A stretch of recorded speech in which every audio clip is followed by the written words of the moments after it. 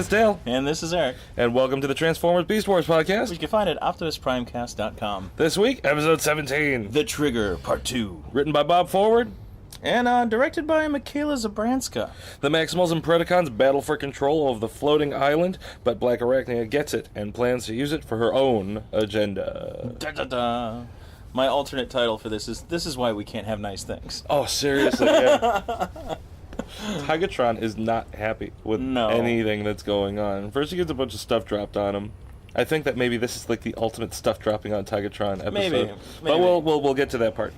We open up today. We open up with him very similar to how we opened up last time. Oh, nature. Oh, you're it's so beautiful. This is a paradise. Everything's so wonderful. Tigatron loves everything. Yeah, he's the hippy-dippy guy. Mm-hmm. Which, I mean, not hippy-dippy, but... Jeez, man. Come on. Mm-hmm. I know. It's like, yeah, we're, fighting for our lives here on this floating island, but... My God, is it peaceful and beautiful when I'm not dying, almost. Yeah, seriously. Yeah, and he's not even waxing poetic to himself. Eraser is there. Yeah. Yeah, but they kind of ignore her. He's just, looking at a butterfly. Well, I think it's not by choice that she's, has to listen to him. Mm-hmm. She's like, he's forcing her. She's like, no, seriously, you don't need to do that. No, I must. I don't think she minds. Please minds. stop talking. But yeah, so like he's waxing poetic. She's still hurt from the last battle. She can't fly. She can't transform. So she's just kind of screwed. Yeah, she can't even really walk. Mm-hmm. And Tigatron actually mentions it because he's like, "Hey, we got to get going. Are you all right?" And he's like, "No." She's like, "No, no." And he's like, "Okay, well then, Then the lady shall ride a tiger. Lady shall ride a tiger." Yeah. I wonder how that plays out when Eraser's a boy. He's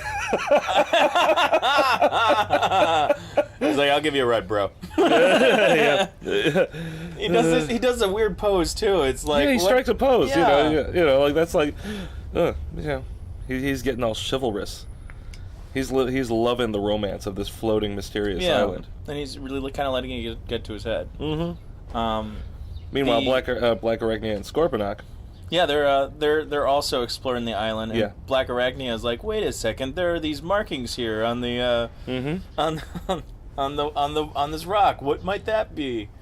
Yeah, and then does it? Oh well, does she see that and then fall into a hole? She falls into a hole. She falls into a hole. So and she makes the connection immediately. Yeah. She makes it immediately, and then she's able to pull herself out. Mm-hmm. And then she starts mentioning what's going on with the traps and everything. But she's muttering that to herself because she said this is value information to have. That was not directed at Scorponok because he doesn't get it. No, he doesn't. He doesn't get it. He says something like, "What?" He's like, "Nothing. Let's just keep going. I have a bad feeling about this place. Let's go the other way." And that actually clued me into something that we didn't understand last episode. Those markings are motion sensors. The obelisk only shoots when somebody shoots an energy rifle, or some sort of a weapon is used. Yeah, and that, I guess that makes more sense because of what... Well, I don't know. No, it doesn't. A little bit later we'll come across and we'll discuss why. I think it doesn't really make much sense. But basically, after that happens, we have Prime and Rat Trap trying to make their way to the island. Yeah, they're going to fly up. Rat Trap is riding Optimus Primal again. Which we actually see a really big development here in the animation quality.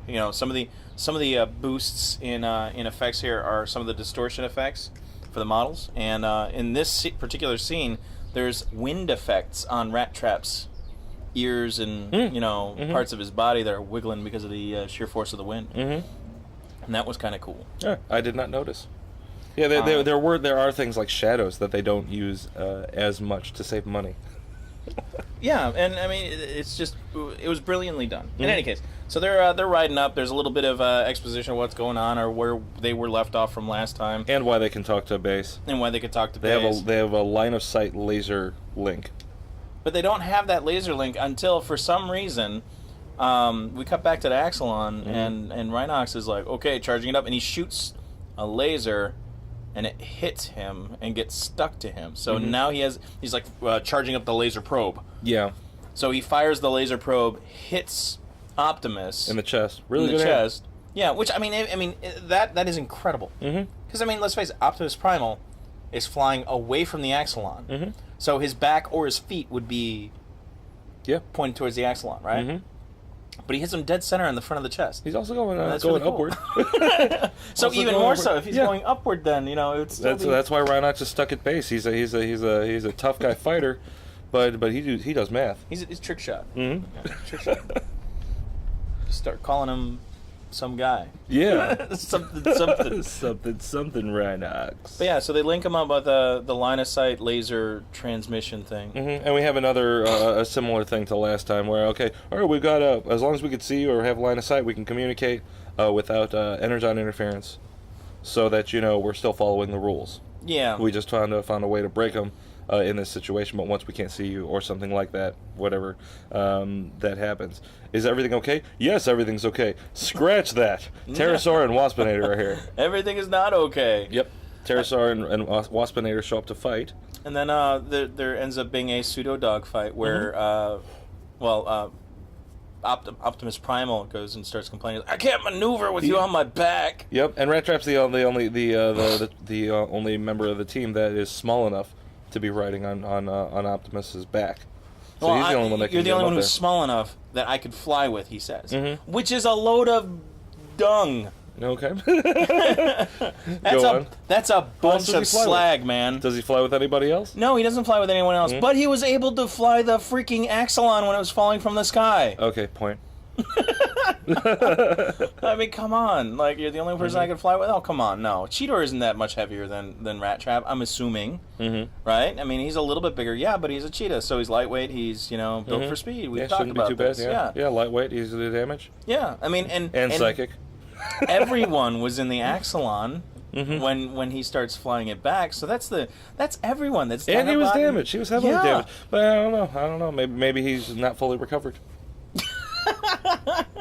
It was weeks ago, months ago, possibly even in the timeline. But roll out. All right. We're rolling out on that one. All right, fine. But yeah, so right after saying that, I can't maneuver with you on my back, Rat Trap's complaining. He's like, oh, well, it's not my fault. I can't transform even in this form, while we're doing this. Mm-hmm. And then, they don't have to worry about that much longer because they get shot. Is it Waspinator that shoots him? I don't know if it's shown.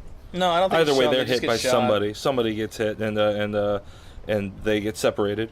And then they fall for a really long time. Yeah, both the of them long start fall falling. is long. Yeah, that was probably the shot of the show that took me out for a second.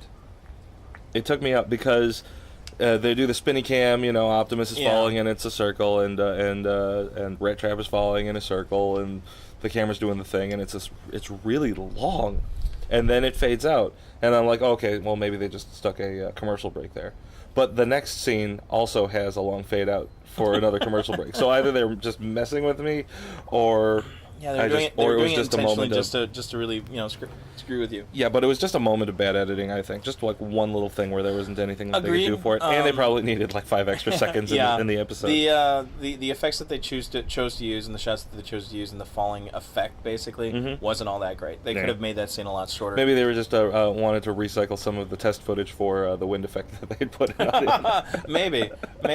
The funny thing is that when all that was happening, I kept on thinking, because Prime was still like, okay, well, Rat Trap's falling, I recover, I'm going to fight some Predicons. Mm-hmm. And then go get Rat Trap. Yeah. And it's like, how... And this goes on. There's 2 instances where Prime's like, okay, hold on, Rat Trap, I'll go get you. And then he gets shot again. Yeah, and then he starts fighting again. Yeah, Primes are not meant to fly. Well, but the thing is like, how much time did Prime really think that Rat Trap had? Were they up at 30,000 feet? I don't know. Either way, it seemed like... If we think about it, this cloud is at least maybe, we'll say 1,500 feet, we'll say, maybe 1,000 feet or something like that, because the fall from the island down to the ground is quite long. And then they're flying above the island, and they're falling for at least 15 seconds. Mm-hmm. I mean, come on, that's really, really high up, man. Why? You need to be much higher. I'm not sure. Yeah, I don't know. I'm not going to do the math on how long it should take somebody to fall. 20,000 more feet above where the island is. Yeah. It's like, okay. Yeah, they overshot it because the island itself is low enough to be running into things, running into mountains and stuff. The Tigatron is nearby. Yeah. It's low enough for Tigatron to fall off of a cliff onto the onto the island. 1,500 feet thing. So like, I don't know, man. All right. Rolling out. Yeah. So the long fall is long, and we don't catch up with them again until after we find out that Blackarachnia has totally figured out that those markings are warnings for where the traps are, and Airazor is spying on them and sees Blackarachnia get spooked and go the other way, and Airazor figures it out. So ladybots are smart. Yeah. Smart ladybots are smart. So smart ladybots are also what's the word I'm looking for? Devious. Planning. Blackarachnia is Airazor. Ladybots can't be trusted, bro. Oh, I figured it out. It's robots before hobots. But Airazor tells Tigatron right away. Like, it seems like Blackarachnia is spooked by that symbol that's on the tree. He's like, what, this symbol that's right here on this wall that we're right next to? You mean like this one? This one that's glowing red? And then, for some reason, they walk down this hallway. It's like this hallway in the middle of the island. It's two mountains with sheer cliff faces that are facing each other. And then they're going to reenact the trash compactor scene from Star Wars. Yes. Yeah. The two rocks fall and block their paths in front and behind them, and then the mountains start moving closer. And then they just stand there and have a very long conversation about whether or not she can fly. And then he says, oh, no. And then I don't think they escape yet. No, they don't escape yet, because we go back to the flyers fighting. Yes.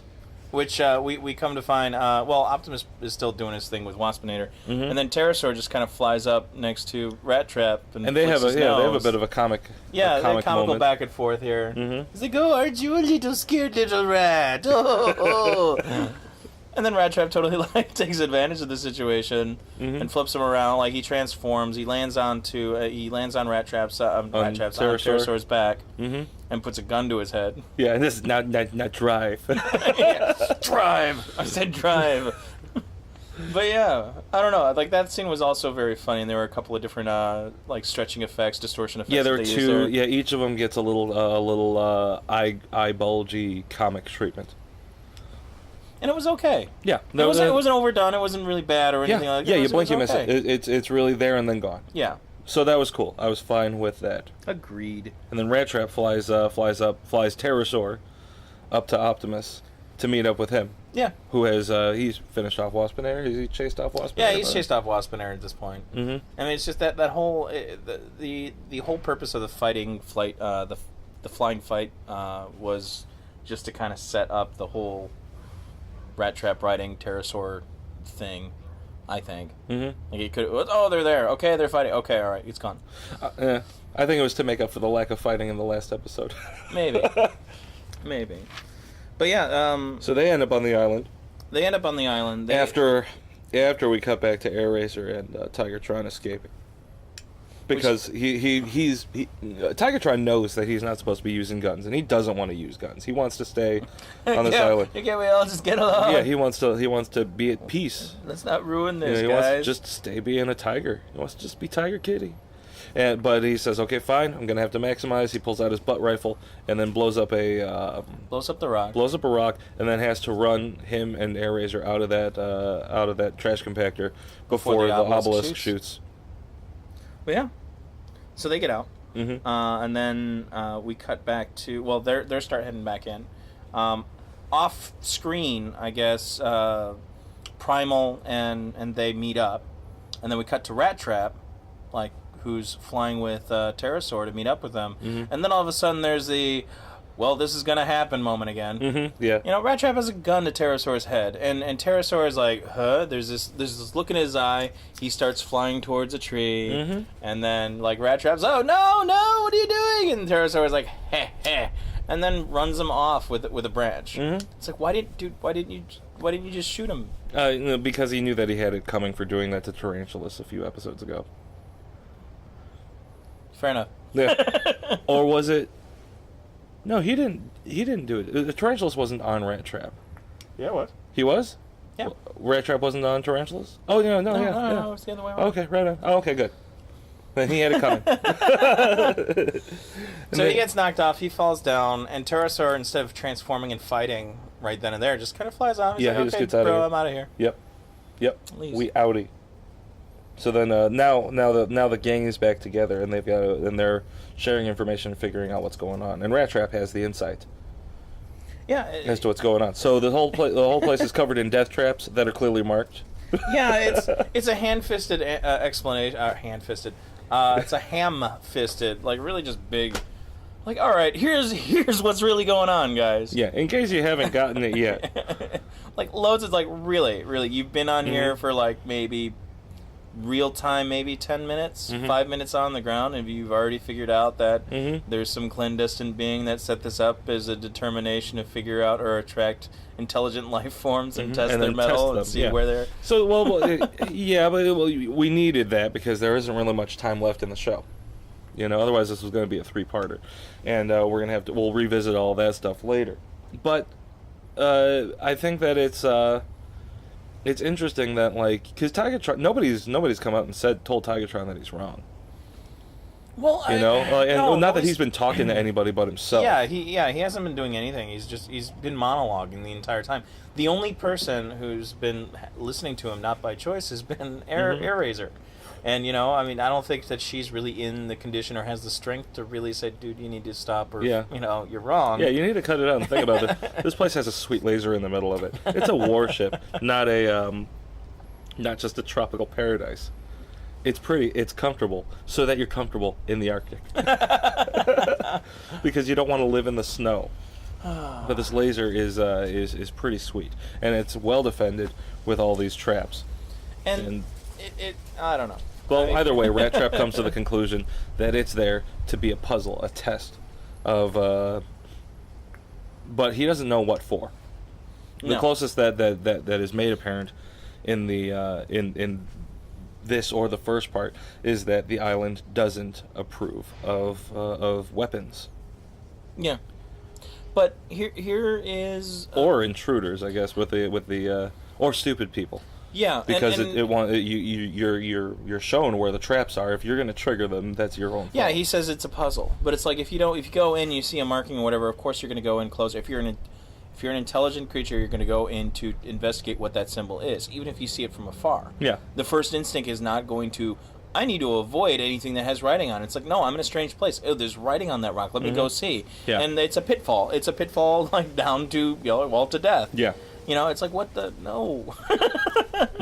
It's a puzzle. A broken puzzle. Yeah. It's the Hellraiser box. That's what it is. Yeah, it's a puzzle, but it brings death. Box. Yeah. But in this exposition, Air Rider goes and explains that... Airazor. Sorry. It's okay. Twice sucks. Airazor. She brings up the fact that, there's traps with these markings and all this other stuff. And then Prime goes, oh, really? And then he sees one over in the arch, and he decides to throw a rock. Yeah. And then the rock trips the trap. Yeah. Here's where I have the issue. Okay. Like, motion sensor, okay, fine. But there are other creatures kind of on this island. Butterfly. Well, I guess there's a butterfly. That's the only one. There's Tigatron's best friend, the butterfly. Oh. Yeah. That's I think the only animal that we've seen. Yeah. Yep. But it's, I don't know. I just find it funny that, because, like, if anything were to fall on the island, whether it be rain or a leaf, there are trees there. Mm-hmm. Trees, leaves could set off, motion trackers. Yeah, they're not as heavy as the rock. All right, I'll roll out. All right, they're motion trackers, Dale. Uh-huh. Well, either way, they do something. Yeah. What happens next?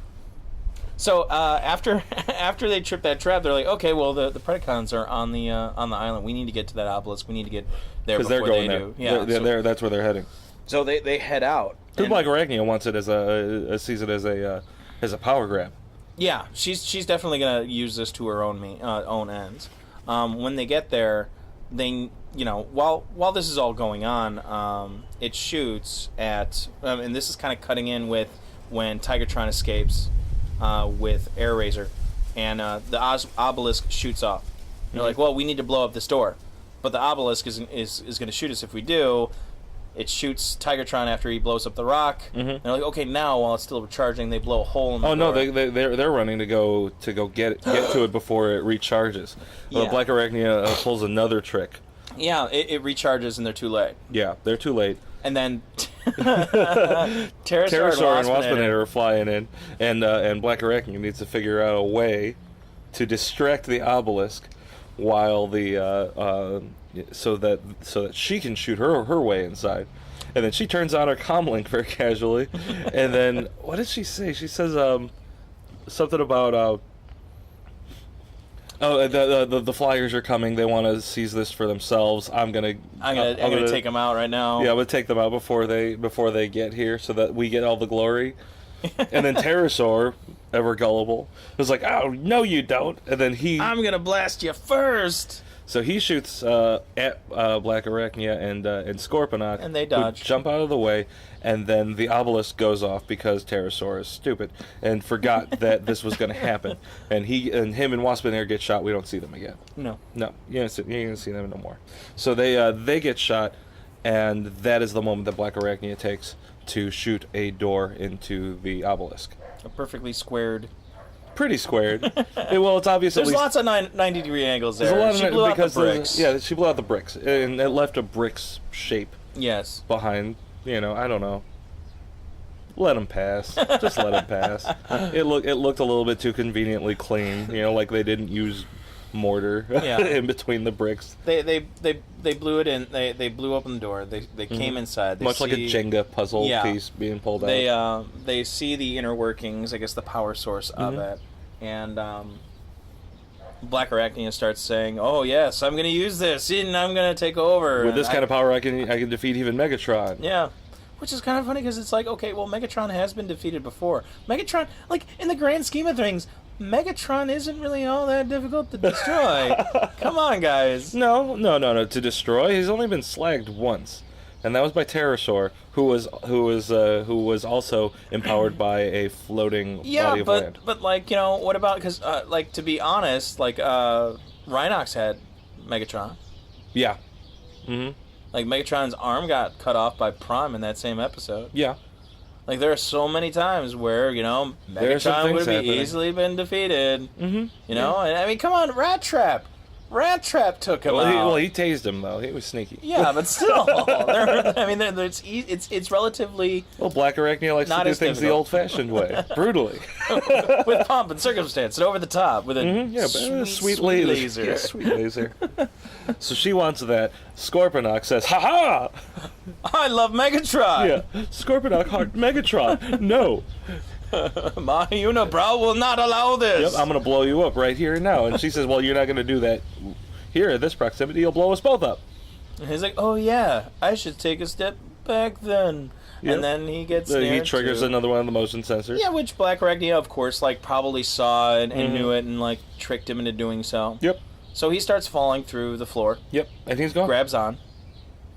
And he's sitting there. Oh, yeah, and he is hanging there for a second. Blackarachnia, like, goes and just kicks his claw. Uh-huh. And then he starts falling. But what I don't understand is that why didn't he shoot at that point? Because he was obviously far enough away. Oh, why didn't he shoot back up? Yeah. And like that explosion would have set off like everything and blown everyone out. It would have taken care of. It would have taken care of her. Mm-hmm. He does have those smart missiles. Yeah, he does. He has smart missiles. Yeah. Like he could have just landed on the ground and then shot. There's all these different things. Like, come on. Mm-hmm. Yeah, there were some things that could have happened, but Scorponok isn't necessarily too smart. Yeah, well, he wouldn't. It's not in his character to be that tactically to like take a moment where he is falling to his death to be heroic in some way. If it was Dinobot, he would have. I don't know. If it was Dinobot, he would have done that. If it was Tarantulas, no, he would have scurried off to fight another day. I can't think of any of the Predicons that would have taken that situation like that. All of them, when they get hit, they got to get out of there so that they can try to get to a CR tank and rejuve. I'm pretty sure that's the lingo that they use when they're sitting there. It's like, ooh, it feels so good to rejuve. Yeah, man, I'm gonna go back to the CR, get some revies, get my rev on. Mm-hmm. So now Blackarachnia is going to go upstairs. Yeah, she goes upstairs and she finds this weird control room. She's like, "What's gorgeous this? room?" Yeah, it's beautifully rendered. Really nice. A mix of what I would want to say, like maybe Egyptian hieroglyphs, and like the styling on the floor has, a 6-pointed star, and then an eye in the center of it, and like marble floors. It looks like, but and a carpet. Yeah. Yeah, really ornate floor that, like, after being so sensitive to all these other, like, cryptic markings, like almost cave drawing type pictograms on the rocks that are surrounding the place, she walks right over the center of this clearly marked 6-pointed star with the eye, and she stands right in the middle of that. Yeah, like everything in the room is like pretty plain, and then there's that, right? I mean, if I was going to say that there was a booby trap anywhere, that's probably the trap. Yeah. Yeah. Let's not step on that. So she steps on it. Yeah, and she gets trapped into this energy field, and she starts like, I don't know, like it starts off like she's getting shorted out. Yeah. Like it's a containment trap, and then all of a sudden it just But instead super juices her. it infuses her with madness and power, and changes her colors, and then she looks like an old school Decepticon. Yeah, she's like all silver and black and purple. So she looks all old school, and then she's like, her voice changes. Yeah. Her voice gets thicker and deeper. Like it's kind of like it's very much like what happened to Pterosaur when he was juicing. Yeah. A while back. Drugs are bad, Dale. Drugs are bad, but but now she knows how to drive this thing. Because it's just given her It's given her the knowledge to be able to control this. She's like, oh, is this a control room? How do I do this? And magically there's a throne there now that wasn't there. No, it was there. It was? Yeah, it was there. I didn't see it. It was there, and then she walked over to it, got in it, and then she's able to drive it just by will. By will. Yeah, because there aren't any movable levers and things like that. And despite her main goal of taking out Megatron, she decides to head to the Maximal base. Yeah. Yeah. Well, I don't know. There are more enemies. There are more enemies at the Maximal base than there are at Predicon headquarters, because like if she defeats Megatron and takes control of the Predicons, then she no longer has all those enemies. She only has one, Megatron, left. So if she takes out the Maximals and then takes out Megatron, Megatron's less likely to stop her from taking out the Maximal base, and then she'll have nobody behind her chasing her down, and she could just shoot up Megatron with sweet laser. But why wouldn't she just focus her efforts on the island itself? Because there are more Maximals at the Maximal base than there are at the Predicon base, but there are more Maximals, on the island. Yeah, yeah. Well, the thing is shooting in all directions. I know she does launch like all the she says, freaking "Let defenses. there be light," and then shoots them in all directions, and like all these missiles are all of a sudden coming out of the thing. Yeah, I don't. The whole island is starting to get torn apart. Yeah, while this is going on, we see the Maximals on the outside trying to like get in. Yep. We see Airazor coming up. She flies right up to the screen of the obelisk. Yeah, right up to the side of the and just starts shooting it. It's with, like with her gun. Ridiculously, comparatively, her quick firing wrist things that totally dismantled Pterosaur when she was born, but now it's really not doing too much. I guess it's just really potent when she gets out of stasis. Mm-hmm. And then that's why it was... Yeah, it's like babies with their super immune systems when they're born. But yeah, so she starts shooting it, then she just gets shot point-blank range with that obelisk, and we don't see her ever again. Yeah. She gets shot, and she's taken out. That was a very short run for Airazor. Yeah. Like, I really wish that they should have done more in the series. Mm-hmm. But I'm to be glad honest, that... she was kind of dumb. Yeah. That was dumb. It happens. Yeah. Her only job is not to be seen.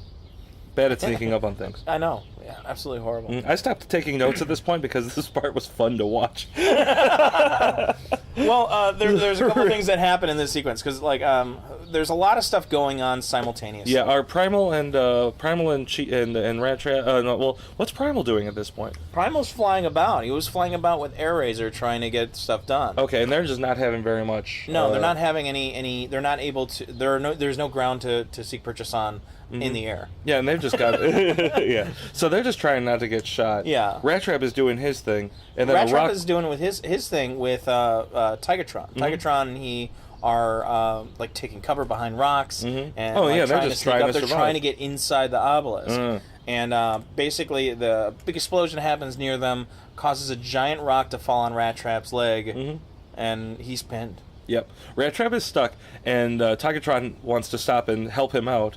But Rat Trap is saying, no, don't do that. You have to get inside. Don't worry about me. I'll take... Run away! Which is funny, because it was just one rock. If they had not had that conversation, Tigatron had plenty of time to lift the rock instead of standing there talking. Yeah. But either way, we just let him. I mean, also because like he lifted that entire antenna array. Yeah, his in phone. the first half of this episode. Mm-hmm. Like, why didn't he? Like that rock was maybe a third of the size of that antenna array. Yeah, I think maybe Tigatron is having some survivor's guilt. He's like, that rock was meant for me. Did you see last episode? So he runs off. Yeah, he runs off. Yeah, he runs off, and then Rat Trap shoots the obelisk, and the he's obelisk. like, "Hey, you want some of this? I'll show you something." And he shoots poorly. Yeah, and just like enough to get attention. The obelisk shoots at him, misses him, and get the rock.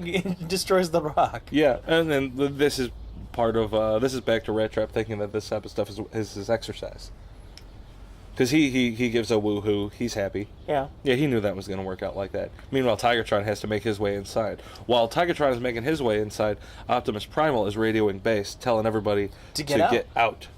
Get out! Yeah. Get out of there! Get to out! the chopper! So, and then, so Rhinox is shutting something down. Cheetor is turning the TV on. Cheetor turns the monitor on so that us, the audience, I suppose, has a visual of how close they are. Of how close they are and what the size of this island is compared to the size of the Axalon. Yeah. And then he runs off. Rhinox runs to the closet. Opens up this area, this locker or whatever, assuming to grab some important things, some supplies, rations, whatever it may be, provisions, and it's a plant. It's a potted plant. It's a little terracotta plant. Not my plant. Yeah, he's running. Not Leafy. Big old Rhinox running with his potted plant. Yeah, and they all get out of the Axalon. And we cut back to the island. Yeah, now we're back on the island, and Blackarachnia is counting us down. She's giving us a sense of urgency, saying that the Axalon is nearly in range. Yes. We're almost there. And she starts counting there. back from 10. And this is when Tigatron comes in, and he feels really bad about what he has to do. It's like, forgive me for what I need to do. And then he takes out the power supply in the basement of the obelisk. Yeah, he shoots it. And then everything it sets this chain reaction. They start running out of the island.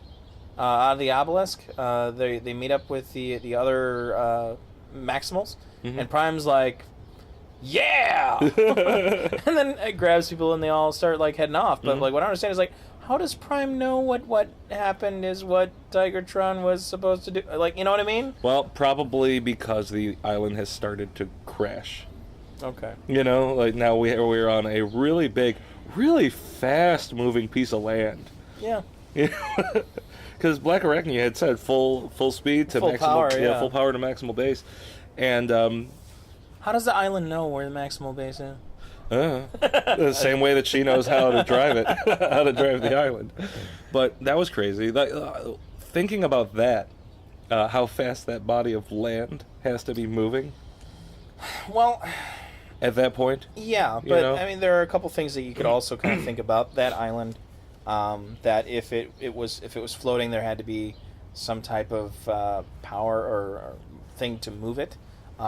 There's obviously a power source, so it's logical that there would be maybe engines of some sort that were hidden or in that island, and then by any other extension that island was artificial in nature. So it wasn't just land, it wasn't just dirt and rock and soil and all that other stuff. That there was actual structure to it. So it wouldn't be as dense as the ground. Much like a moon, one would say. A hollowish moon. A hollowish moon. But so it starts falling from the sky. Yeah, and it still has its trajectory, so it overshoots. It overshoots the maximal base, and then starts crashing. And what I found funny about this is that, like, Tigatron was so broken up about, like, oh, it's being destroyed, I can't believe with what I did. And, but, like, for the most part, that Paradise Island is still okay. I mean, it wasn't, like, completely destroyed. Like, there's still, like, really it's big still there. patches of green grass. It's just not floating anymore. And the obelisk got knocked down. And we see there's a funny shot of the island crashing down. It zooms in on the obelisk, and in the window of the obelisk, we have Blackarachnia like, no! Yeah. But yeah, and then it now crashes. who's got stuff dropping on them? Or Not on my head this time. So it crashes, and then all of a sudden the obelisk sends out a signal. It shoots a big blue beam. and it goes out into the sky. It goes and hits one. It goes to the moon, where Goes to there's the moon. another obelisk, Yeah. and then that obelisk shoots the same beam or whatever, continues that path into a wormhole. Yeah, it shoots it into it. Yeah, a wormhole opens and it goes through the wormhole, Mm-hmm. and then the wormhole disappears. Da da da. Mm-hmm. And then we cut to The Maximals mourning the loss of the island. Tigatron is Well, the Maximals aren't really mourning the loss of the island. The Maximals are just kind of like, man, that was messed up, wasn't it? And the Tigatron's like the sad Indian at the side of the road crying. Mhm, He's yeah, like, oh, what did we do? yeah, we were Focus given on- a chance at having a paradise, and we just couldn't live All in we peace. had to do was be good and nice, and we could have had this. Yep. It's like, dude, it was a flying island. Every place could be paradise if we just stopped fighting. Yeah. And Primal was like, yeah, will we ever learn? And then, but Retro breaks it up. He says, well, pardon my pragmatism during your philosophical dissertation here, but isn't anybody concerned as to what just happened and what it might actually mean? Yeah. Who sent it and what that signal? Who was that signal being sent to? Yeah, who was that signal for? Yeah. And what are they going to do with that information? Mm-hmm. And then we cut to the Tigatron's buddy Butterfly, Yeah, the wee butterfly that was living on that island. kissed by flame and Yep, falling down on the Dies. ground and laying there. Tigatron's not feeling good. Then Rhinox, I think Rhinox closes us out, right? I don't recall. He's like, oh, well, it's something along the lines of, well, that's just something that we're gonna have to wait and see.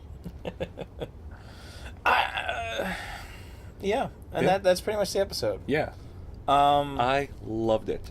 it was okay. I love the fact that they don't need to tell us what the hell's going on. I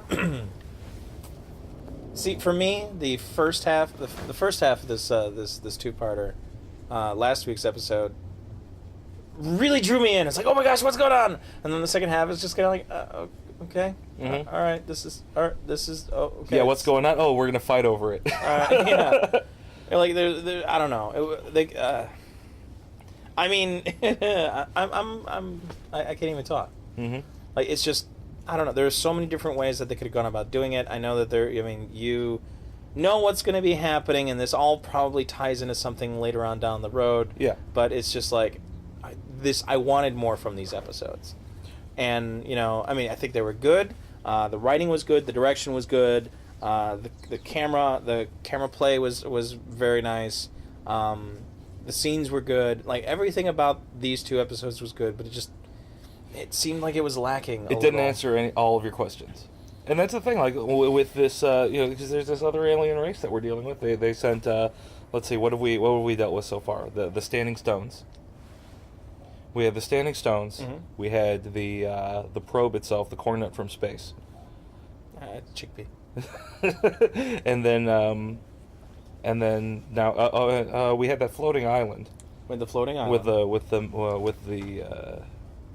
with the unstable energon, and we have which I'm not sure if that's all tied in. No, but I don't think that the floating energon island is Mhm. is part of this. I think it's just maybe a might be a symptom. Yeah, something know? that's going on with the planet that caused that mountain to float. Mhm. I mean, like I mentioned before, with the quantum levitation or quantum locking. Mhm. But And yeah. now we have this this floating island, the obelisk. There are this is I think it's nice that this kind of storytelling gives a little bit of a playfulness with decidedly human symbols. We had the Standing Stones looking like Stonehenge. The warning symbol of the traps looked like proto-human cave drawings. Yeah. And the obelisk, decidedly Egyptian in nature. All right. All these things are slowly coming together, and like I've talked about with you off air, this is the only season that's 26 episodes long. The other two are straight 13-episode seasons that are very tightly focused on the greater narrative, rather than having all this space to do the one-offs with Rat Trap or Rhinox or Cheetor getting stuck in a web and things like that. That kind of upsets me a little bit, because it's like if this series right now, with the way that it is, I mean, I enjoy the serious episodes, and I enjoy like the lighter episodes that deal with one or two of the characters that kind of do some development and some insight on like day-to-day life. I enjoy those a lot. And if the next couple seasons are all like fat trimmed for it, and it's just on all the time, like we are on air quotes on all the time, I don't know. Like, I mean, it's like watching some drama shows, or no, it's like a situational comedy It's movies. like the last several a movie from a situation. Yeah, and it's not like it's not like situational comedy, but it's more like, we're going to give you an hour and a half of just an anxiety trip. Yeah. Okay? Mm-hmm. And it's like, no. You know, sure, yeah, there are some funny gags in there, but the rest of the time it's just you are just constantly on edge, you're constantly anxious, and like, no, I don't know. I like it when it picks up steam. I like you know, there's only maybe 2 episodes left in out of the next batch of episodes that are, you know, just kind of taking up some space. But we're gearing into to get into the main body of the Beast Wars. The thing is that it's kind of inappropriate to have the super lighthearted. The show stays keeps true to being not necessarily a very, very adult show. You know, it stays geared towards kids. We're gonna have more action. We're gonna see more serious character development and less slapstick comedy. But we are still going to have some pretty great laughs. The show tightens up, stays true to itself without doing something like...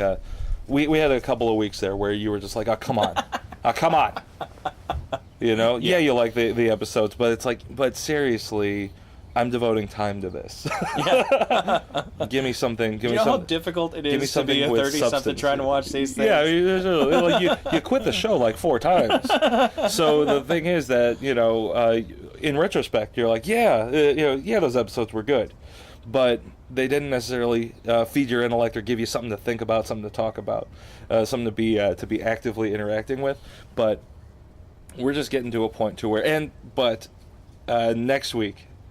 We are gonna get something really special that stays funny for the rest of the entire series. Something that I don't get tired of. Poop jokes. No, not quite. But there's a gender miscommunication that's gonna start happening. Oh no! Something along the lines of nothing. Well, I guess. The only analog that I can think of is how awkward it must be for the whole Air Razor as a boy in Japan thing to play out. Okay. But something else is coming next week, because next week we are entering into what is going on with those treacherous spiders. Next week we have Spider's Game, which is a Blackarachnia and Tarantulas episode. We're going to learn a little bit more about how they really are kind of going to be a 4th faction in this whole thing, because, you know, Tarantulas is just off trying, you know, we don't even know what he's doing, but he's off doing his own thing. He's doing stuff. He's got his own agenda. So we're going to look at from the parties that we're already aware of. We haven't met these aliens that are flying islands and obelisks into space, and possibly hollowing out moons. So I'm really excited about next week, and I want to talk about it because it's going to happen, and it's hilarious, and you guys see it. Are you sure you don't want to ruin it, like the whole ruining the whole big spoiler? Dude, that drop thing that you has did been yesterday? on the television for minutes at a time, for several minutes at a time. Every time we sit down to watch some of these shows, I did not know that I was spoiling Earth for you. Oh well. Well, we live with our regrets. We live, we learn, and I'll keep my big trap shut from now on. But until then, I've been Dale. And I've been Eric. And thanks for listening to the Transformers Beast Wars podcast, which you can find at optimusprimecast.com. We'll see you next week. High five.